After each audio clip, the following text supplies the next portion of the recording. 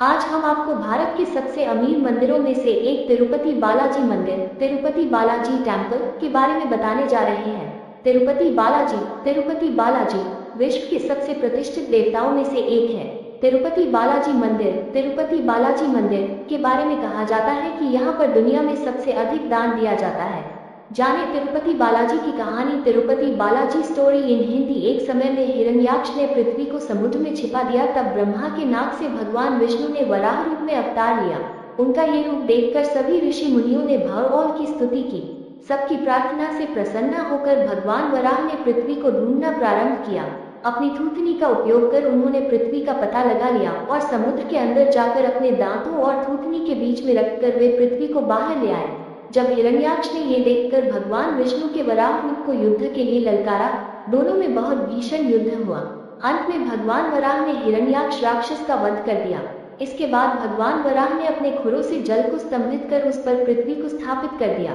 इस घटना के बाद आदि वराह ने लोगों के कल्याण के लिए पृथ्वी लोक में रहने का फैसला किया। भगवान ब्रह्मा के अनुरोध के अनुसार आदि वराह ने एक रचना का रूप धारण किया और अपने बेहतर आदि 4 हाथों वाले भूदेवी के साथ पृछला विमना पर निवास किया और लोगों को ध्यान योग और कर्म योग जैसे ज्ञान और वरदान देने का फैसला किया। तिरुपति बालाजी के रहस्य। तिरुपति बालाजी फैक्ट्स। कलयुग के प्रारंभ में भी भगवान आदि वराह वेंकटाद्रि को छोड़कर अपने स्थायी आराध्य वैकुंठ चले गए, जिससे भगवान ब्रह्मा बहुत चिंतित थे और उन्होंने नारद से कुछ करने को कहा, क्योंकि भगवान ब्रह्मा चाहते थे कि भगवान विष्णु का अवतार पृथ्वी पर हो। उसके बाद नारद गंगा नदी के तट पर गए, जहां ऋषियों का समूह भ्रमित था और ये तय नहीं कर पा रहा था कि उनके यज्ञ का फल भगवान ब्रह्मा, भगवान शिव और भगवान विष्णु में किसे मिलेगा। इसके समाधान के रूप में नारद ने ऋषि भृगु को तीनों सर्वोच्च देवताओं का परीक्षण करने का विचार दिया। ऋषि भृगु ने प्रत्येक भगवान के पास जाने और उनकी परीक्षा लेने का फैसला किया, लेकिन जब वो भगवान ब्रह्मा और भगवान शिव के पास गए तो उन दोनों ने ऋषि भृगु पर ध्यान नहीं दिया, जिससे ऋषि भृगु नाराज हो गए।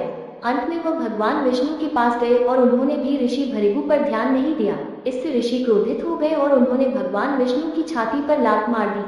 क्रोधित होने के बावजूद भगवान विष्णु ने ऋषि के पैर की मालिश की और पूछा कि उन्हें चोट लगी है या नहीं। इसने ऋषि भृगु को जवाब दिया और उन्होंने निर्णय लिया कि यज्ञ का फल हमेशा भगवान विष्णु को समर्पित होगा।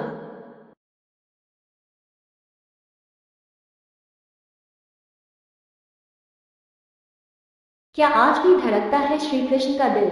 हैरान कर देंगे भगवान जगन्नाथ के रहस्य। लेकिन भगवान विष्णु की छाती पर लात मारने की इस घटना ने माता लक्ष्मी को क्रोधित कर दिया। वो चाहती थी कि भगवान विष्णु ऋषि भृगु को दंडित करे, लेकिन ऐसा नहीं हुआ। परिणाम स्वरूप उन्होंने वैकुंठ को छोड़ दिया और तपस्या करने के लिए धरती पर आ गई और करवीरापुरा, जिसे अब महाराष्ट्र में कोल्हापुर के रूप में जाना जाता है, में ध्यान करना शुरू कर दिया। भगवान विष्णु माता लक्ष्मी जी के वैकुंठ छोड़कर जाने पर बहुत दुखी थे और उन्होंने माता लक्ष्मी की खोजना के लिए एक दिन वैकुंठ को छोड़ दिया और विभिन्न जंगलों और पहाड़ियों में माता लक्ष्मी की खोज में भटकने लगे। लेकिन उसके बावजूद भी माता लक्ष्मी को खोज नहीं पा रहे थे और परेशान होकर भगवान विष्णु जी वेंकटाद्रि पर्वत में एक चींटी के आश्रय में विश्राम करने लगे।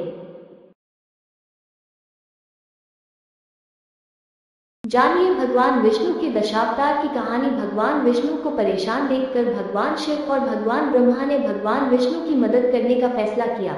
इसलिए वे गाय और बछड़े का रूप लेकर माता लक्ष्मी के पास गए। देवी लक्ष्मी ने उन्हें देखा और सत्तारूढ़ चोर राजा को सौंप दिया, लेकिन वह गाय सिर्फ श्रीनिवास को दूध देती थी, जिस कारण चरवाहे ने उस गाय को मारने की कोशिश की और भगवान विष्णु जी के रूप श्रीनिवास के चरवाहे पर हमला करके गाय को बचाया। इससे क्रोधित होकर उन्होंने चोर राजा को एक राक्षस के रूप में जन्म लेने का श्राप दे दिया। राजा की दया की प्रार्थना सुनकर श्रीनिवास ने कहा कि राजा को मोचन तब मिलेगा जब वो अपनी बेटी पद्मावती का विवाह श्रीनिवास के साथ करेंगे।